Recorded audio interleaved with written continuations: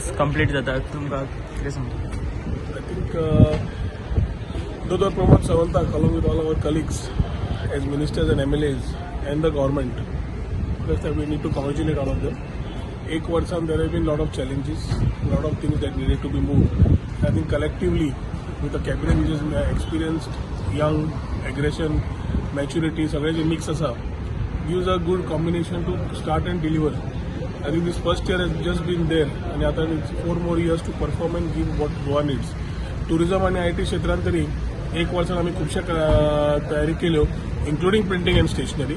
And I think that particular things are already for people to see in terms of reforms, in terms of infrastructure, in terms of connectivity.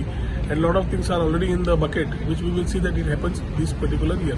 एक opposition leader की Goa गव्हर्नमेंटाचो cabinet आसा most corrupt cabinet म्हणून सांगता कितें? विजय सरदेसाय विजय सांगता विजय विचारना मरे how can I ना तुम्ही कॅबिनेटान आसा तुमचेर जेन्ना आरोप जाता तेन्ना ऑपोजिशनाचे काम असता to raise issues and take it. Vijay आपलं काम करत असताना. So for us we are very clear that how we have been doing things. आणि ताज्या खातीर ते प्रशासन कशें बरें जावचें, लोकांक कशी ताची सवलत मेळची, बारीक बारीक मनशांक कश्यो स्किमी मेळच्यो. At the same time prime मिनिस्टराच्या नेतृत्वात ज्यो whatever blessings we get from the government in terms of grants or in terms of schemes or other thing maximum लोकांपर्यंत कश्यो पावच्यो ही संकल्पना घेऊन आमी फुडें सरिल्ले आसा. सो रुलींग आपलें काम करतलें, ऑपोजिशन आपलें काम करतलें.